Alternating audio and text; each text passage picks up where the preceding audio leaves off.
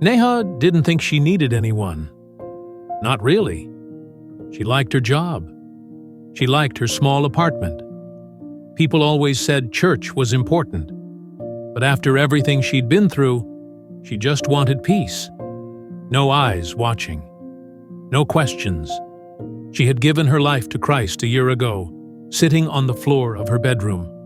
No lights, no pastor. Just the Bible and the sound of her own voice trembling. Jesus, if you're real, please save me. And he did. That part was clear. The part that wasn't clear was what to do next. She watched sermons online, read books, took notes. She even deleted some numbers from her phone. But slowly, quietly, old habits started crawling back in. Just thoughts at first, then attitudes, then actions.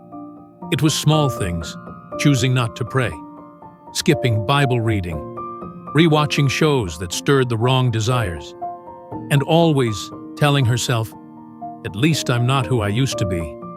But some nights, she cried in the shower. The kind of cry you don't tell people about, the kind that just leaks out. Still, she didn't go back to the life she had before Jesus. She just stayed in between. Number stuck. Alone. One Tuesday evening, Neha got a text from an old college friend, Tanya. Hey, heard you live in the city now. My church is doing a women's group. You should come. Neha stared at it. Then she typed, thanks. I'll think about it. She didn't go that week, or the next. But after one bad Friday night, a bottle of wine and some angry prayers, she texted back, is that group still meeting? That next Tuesday, she sat in the corner of a living room with 7 other women. Most were older. One had a baby, another had tattoos and talked fast. Nobody seemed perfect. The leader, a soft-spoken woman named Priya, opened with prayer. Then they read a verse. Therefore confess your sins to one another and pray for one another, that you may be healed. James 5:16. Neha didn't speak that night. She listened. A woman shared how she struggled with anxiety. Another talked about being bitter toward her husband. The group nodded, offered prayer, and nobody acted shocked. On the way home, Neha felt something strange. It wasn't joy, it wasn't sadness, it was a quiet invitation, like God saying, see, you're not the only one. Neha kept going, every Tuesday. Some weeks she spoke, others she didn't. But slowly, she started opening up. She told them about her past, about the relationship that broke her, about the anger, the loneliness, and about how she'd started hiding from people, even God. No one gave her long speeches.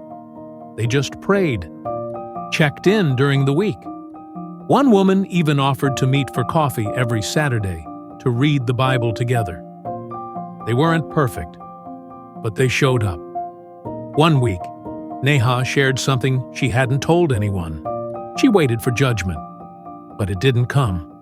Instead, Priya leaned forward and said, Neha, thank you for telling the truth. That's what healing begins with. We're not here to fix you. We're here to walk with you. Then she opened her Bible and read, bear one another's burdens, and so fulfill the law of Christ. Galatians 6:2. That verse settled like a blanket. Neha once heard a man say, a burning coal removed from the fire dies out. But coals kept together burn hotter. She understood that she needed other flames to keep her burning.